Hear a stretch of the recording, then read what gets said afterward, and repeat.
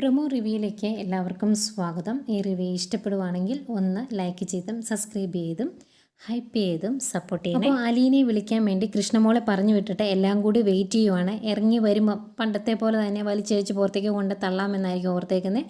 അതുകൊണ്ട് തന്നെ രാജീവൻ പറയുന്നുണ്ട്, ഈ പ്രശ്നം ഞങ്ങൾ തീർത്തിട്ടേ ഇവിടുന്ന് പോകുന്നുള്ളൂ, കേസാണെങ്കിൽ കേസ്, അത് കഴിഞ്ഞിട്ടുള്ള കാര്യമേ ഉള്ളൂ എന്ന് വൈജയന്തിയോട് പറയുന്നുണ്ട്. പക്ഷേ അതുകൊണ്ടൊന്നും വലിയ കാര്യമൊന്നുമില്ല. ബാലേന്ദ്രൻ അലീനെ അവിടുന്ന് ഇറക്കി വിടാനൊന്നും പോകുന്നില്ല. ഇതുങ്ങളുടെ സ്വഭാവം നന്നായിട്ട് അറിയാലോ. അതുകൊണ്ട് പിന്നീട് രേവതിക്കുട്ടിയെ കാണിക്കുന്നുണ്ട്. രേവതിക്കുട്ടി മാമുച്ചായനോടും ഗ്രേസിയമ്മയോടും ആയിട്ട് പറയുവാണ് അവരെല്ലാ സത്യങ്ങളും, ബാലേന്ദ്രൻ സാറെ എല്ലാ സത്യങ്ങളും അറിഞ്ഞു എന്ന്.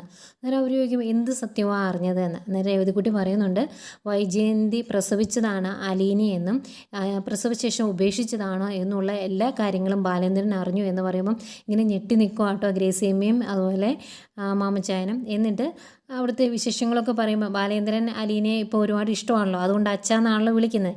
ആ കാര്യമൊക്കെ അലീന രേവതിക്കുട്ടിയോട് പറഞ്ഞു കാണും. അതുകൊണ്ടാണ് രേവതിക്കുട്ടി ഗ്രേസിയമ്മയോട് ചോദിക്കുകയാണ്, മാമച്ചായനെ രേവതിക്കുട്ടിയും ഒന്ന് അച്ഛാന്ന് വിളിച്ചോട്ടെ, ഒരു തവണ മതി എന്നൊക്കെ പറയുന്നതും കാണിക്കുന്നുണ്ട്. അതുപോലെ കട്ടക്കലിപ്പിൽ നിൽക്കുന്ന നമ്മുടെ വൈജയന്തി കാണിക്കുന്നുണ്ട്. മനു കാണാൻ വന്നിട്ടുണ്ട് ബാലേന്ദ്രനുമായിട്ട് സംസാരിക്കുന്നുണ്ട്. ഇവിടെ ഇന്ന് അടിയും ബഹളമൊക്കെ ആണല്ലോ, അപ്പം വിശേഷങ്ങൾ അറിയാൻ വേണ്ടി വന്നതായിരിക്കും. അന്നേരം ബാലേന്ദ്രൻ മനുവിനോട് സത്യങ്ങളെല്ലാം പറയുന്നുണ്ട്. എല്ലാം കേട്ട് കഴിഞ്ഞ് മനു പൊട്ടിക്കരയുന്ന കേട്ടോ കാണിക്കുന്നത്. അത് കഴിഞ്ഞ് അലീനയോട് വന്ന് സംസാരിക്കുന്ന മനുവിനെയും കാണിക്കുന്നുണ്ട്. അലീന എത്ര കാലം ഇത് മറച്ചു വെച്ചതിൻ്റെ ചെറിയൊരു പരിവമൊക്കെ ചിലപ്പോൾ മനുവിനെ കാണുമായിരിക്കും. എന്തായാലും ഇതൊക്കെയാണ് പ്രമോ വിശേഷങ്ങളായിട്ട് കാണിച്ചത്.